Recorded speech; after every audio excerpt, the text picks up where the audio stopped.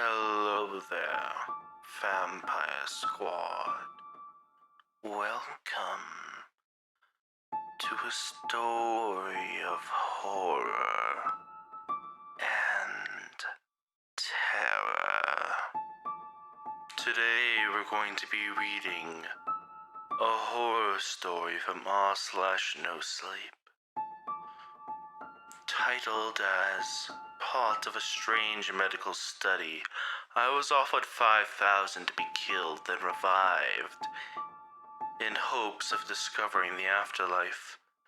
What I experienced will haunt me for the rest of my years. So get comfortable and prepare for your very core to be shaken to the bone.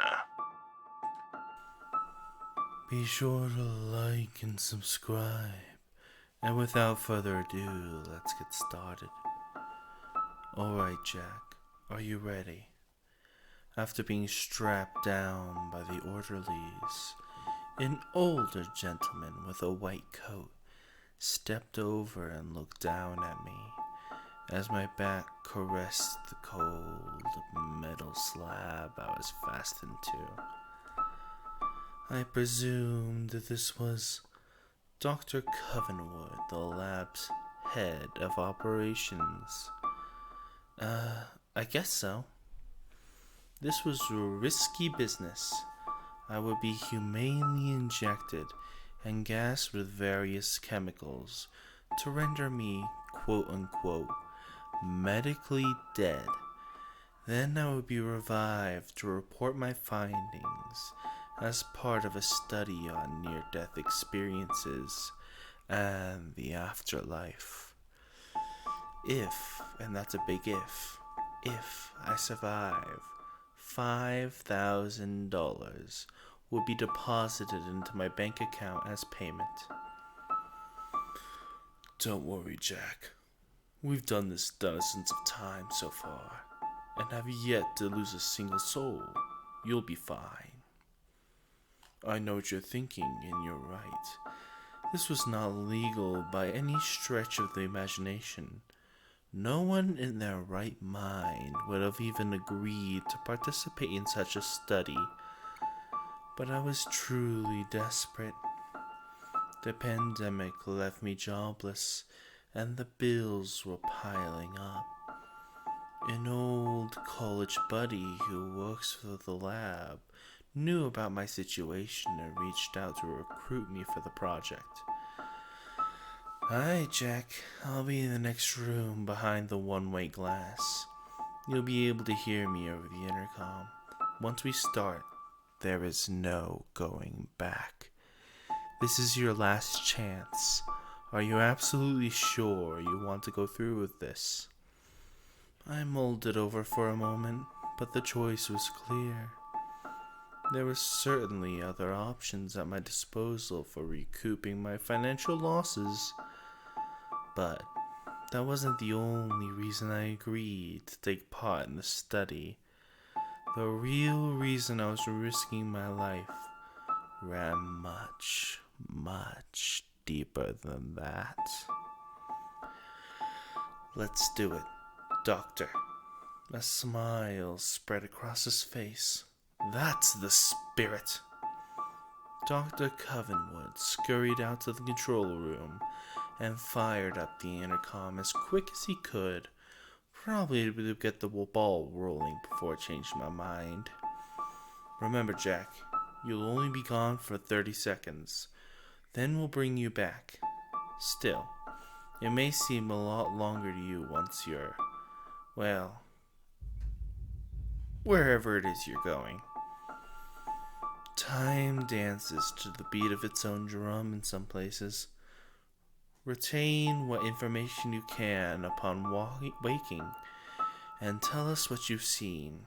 Alright, Jack, this is it. See you on the other side. I remembered bracing myself for death, but it's all fuzzy after that. Bits and pieces of memory floating in a vast ocean of consciousness. I can only recall the sensation of falling and the occasional voice whispering in my ear, though I could not look for the life of me what it was saying.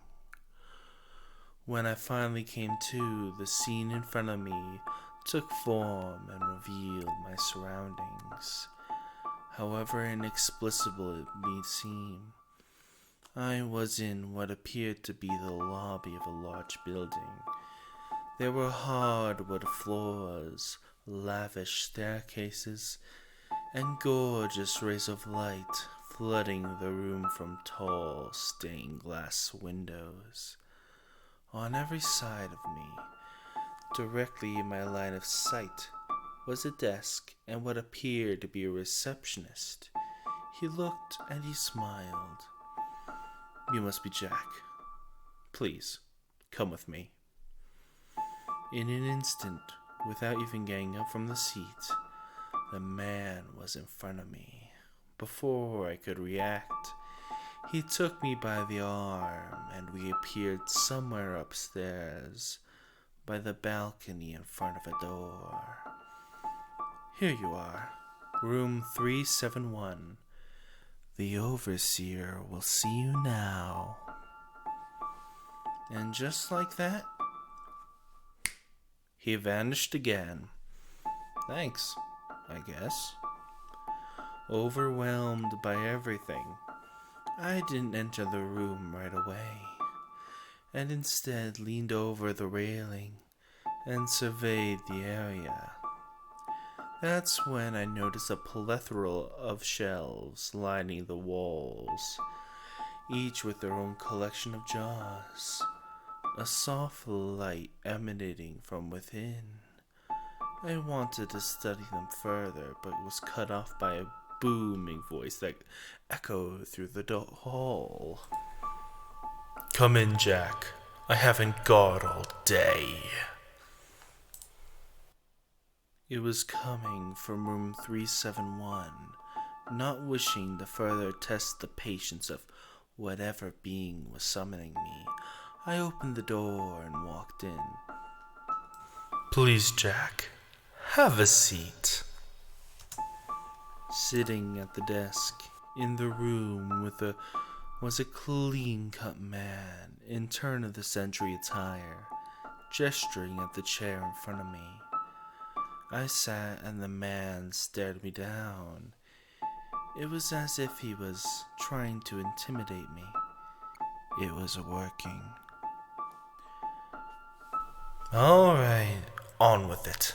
I know you must have questions. Fire away." He was right. I did. "Where are we?" He chuckled.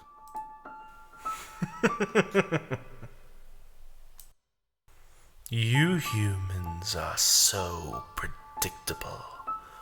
Well, for lack of a self-descriptor, this is what you would refer to as the hereafter, a place where all souls go upon expiration." "So heaven is a cathedral?" He chuckled again. "Who said anything about heaven? There is no good or bad place, just this. And no, it's not a cathedral. It appears different to every departed soul. You see it as a cathedral, another might see it as a monastery, or even a small cottage tucked away in the hills. Whatever peaceful scenery makes the transition easier." He adjusted himself in his chair, raised his hand, and lifted a single finger. "One more question, Jack. One more, and we move on to more pressing matters." This was my chance, the reason I was here in the first place. Can I see my wife and daughter?" He didn't expect that, turning his chair to face me. Ah, I see. Now I understand. Is that why you joined Dr. Covenwood's little study group that I wouldn't have predicted? He saw the smile in my expression. Oh, yes, Jack. I know all about the good doctor and his trials. He works for us. My surprise then turned to confusion. Works for you? What do you mean by that? The overseer raised his hand again and snapped his fingers. All at once we were deported to another place. It was small and white, too white in fact. And the lighting was strange, brighter than your average room, but still dimmer than a hospital. It was off-putting to say the least. To make matters worse, I was strapped to another table, completely immobile in the center of the room. The overseer stood by and picked up his tools from a rolling cart. Needles, blades, among other sharp utensils. I can't believe a human would risk his own life on the off chance he might be reunited with his loved ones. It's admirable, I suppose. But no, Jack, you will not see Charlotte and Leslie. We have far more important business to attend to. My heart was pounding. I had no idea what he was up to, but I knew it couldn't be anything good. What's going on? What are you doing?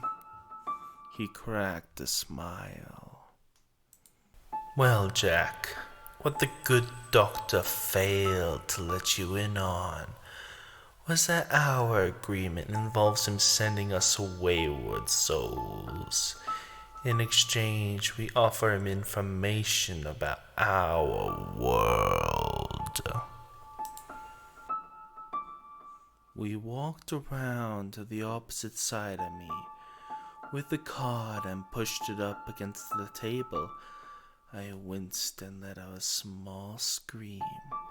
He laughed.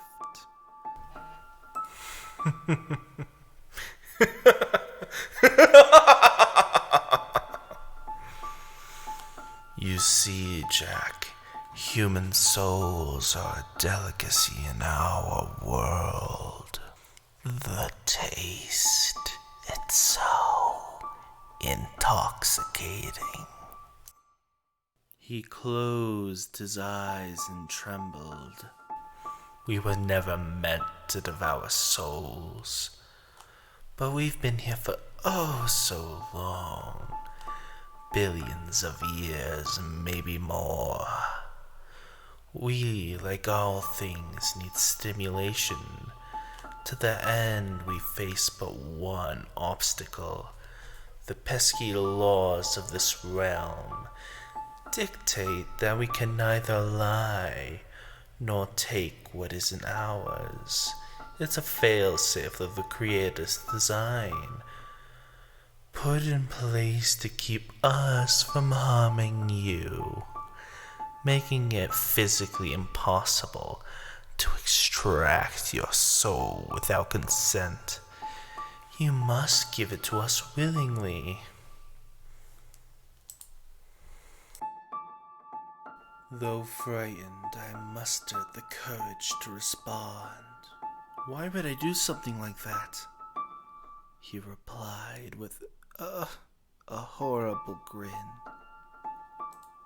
You see, that's the beauty of our arrangement. When a normal soul dies, we give them the option. Let us cut you open and take your soul, or live in a jar for all eternity. There's almost no incentive to hand it over. So almost everyone chooses the latter option. In your case, your time isn't up. The doctor is waiting on the other side to revive you. But I won't let him unless you give me what I want. Time will remain still until your soul is mine. Your 30 seconds will never end. He licked his lips in anticipation.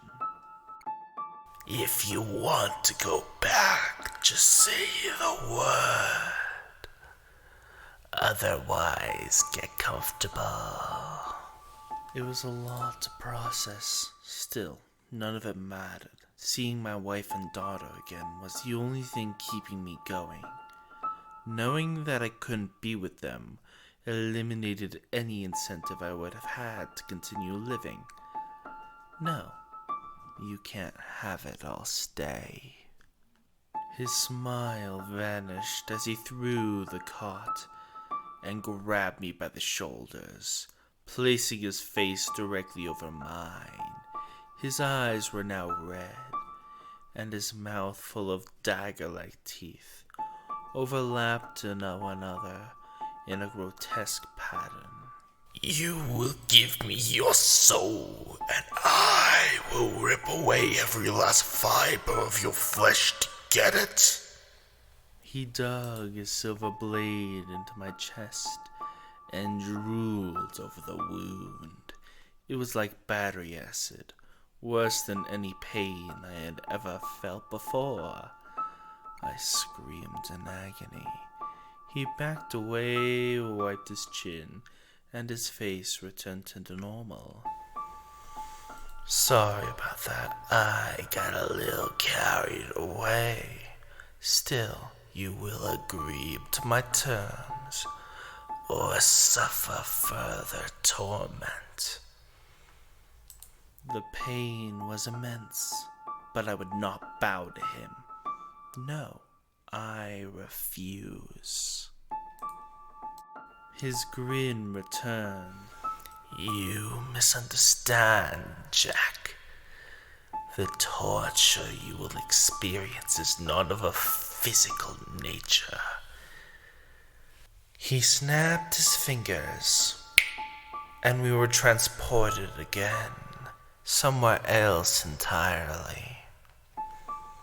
I was alone in a familiar forest, one just outside town, where we still liked to camp from time to time.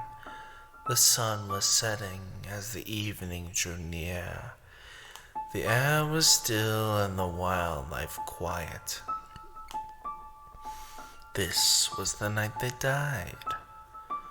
What do you think, Jack? I'd say it looks almost identical. The overseer appeared before me. What the hell is this? His lips stretched wide across his cheeks. Just a recreation of the death and of events that led up to your family's deaths.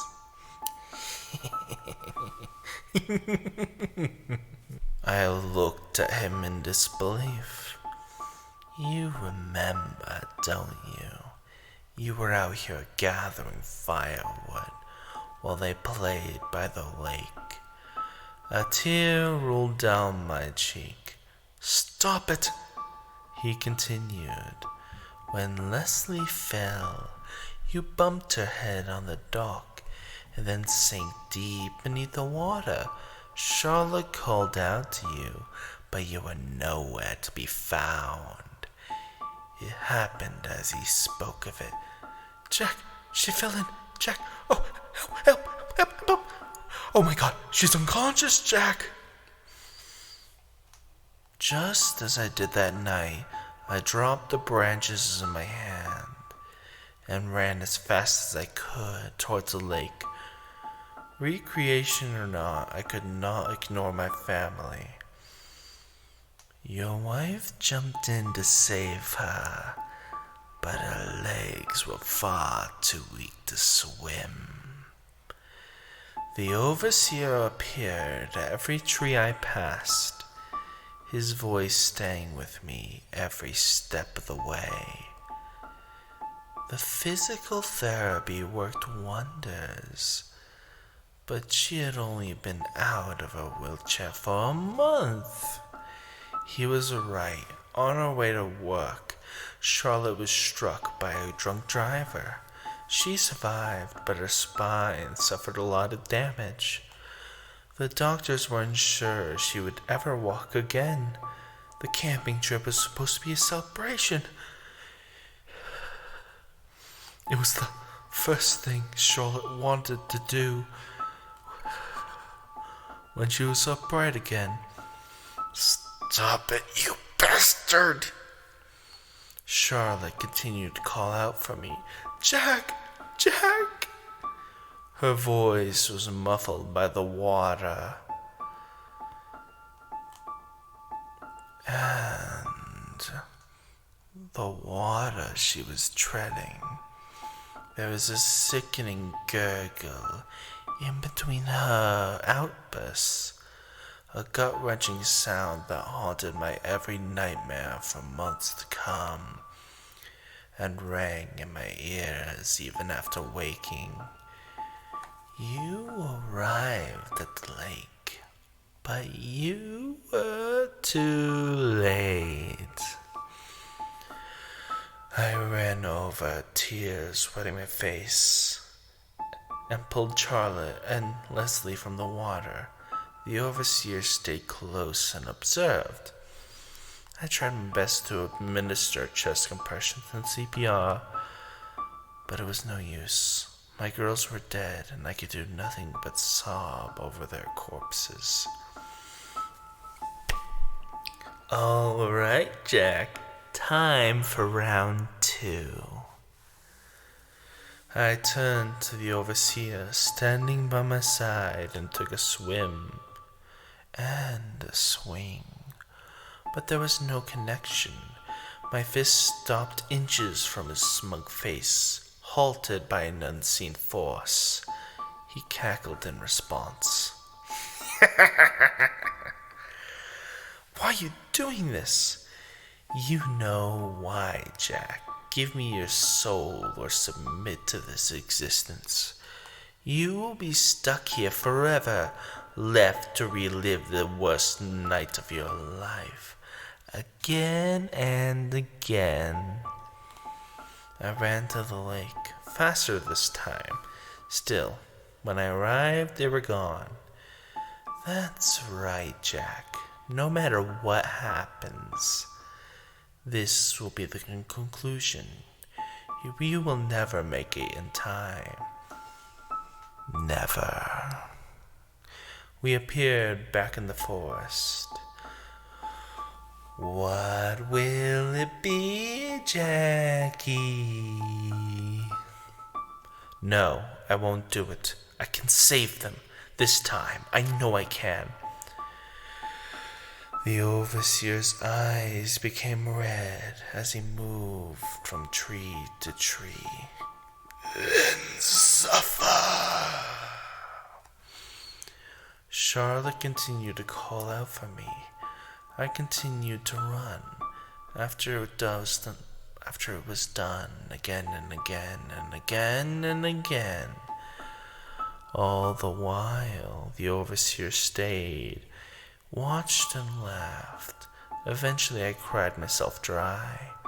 I pressed on anyway, determined to save them, even if it was all part of an elaborate illusion.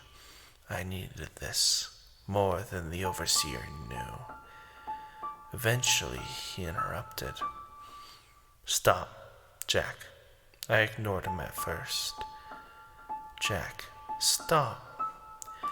I ran as fast as I could, Charlotte's voice as my beacon, well on my way to another lakeside funeral. "Stop, now!" The overseer stepped in front of me, The scene around us vanished. We were now surrounded by darkness, a mysterious place devoid of any and all light. If you truly insist on continuing this run down memory lane, I think it's time we change some things. Have fun, Jack. This'll be your life now. He snapped his fingers, and I was back in the woods. This time I was completely alone, and a dark fog hung above the forest canopy, cloudy and still, focused. I ran past the trees, but Charlotte's voice never met my ear. Something was amiss. I arrived at the lake moments later and was greeted with the usual horrific sight. Charlotte and Leslie face down on the surface of the water. I pulled them out as I had so many times before, but something changed when their bodies touched the shore. They stood up. Charlotte and Leslie's lifeless bodies now stood upright before me, eyes darker than the deep abyss they were pulled from. Water spilled from their mouths as they walked towards me. Charlotte then spoke. "You killed us, Jack. You killed us." I backed away in terror, sobbing the whole way. "Charlotte, I'm sorry.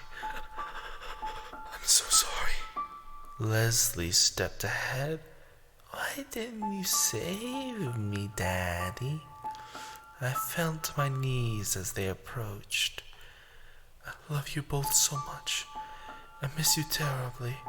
Please, forgive me. I never meant for this to happen." Charlotte leaned over and put a cold hand on my head. "You lived. You don't deserve forgiveness on top of that."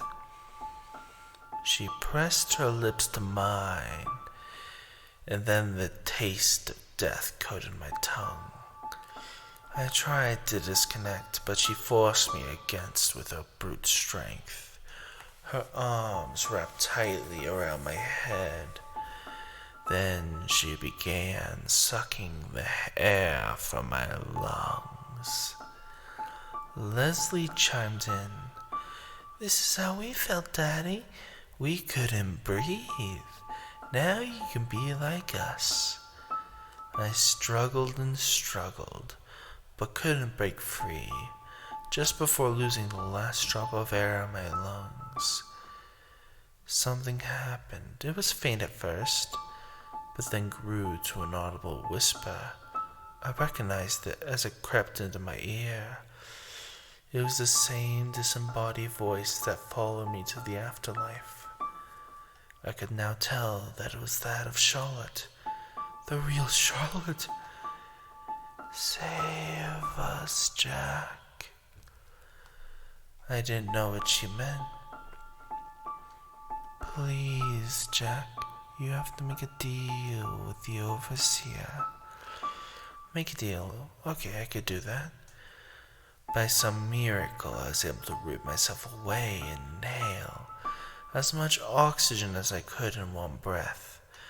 Then, before the corpses could attack again, I called out to the overseer.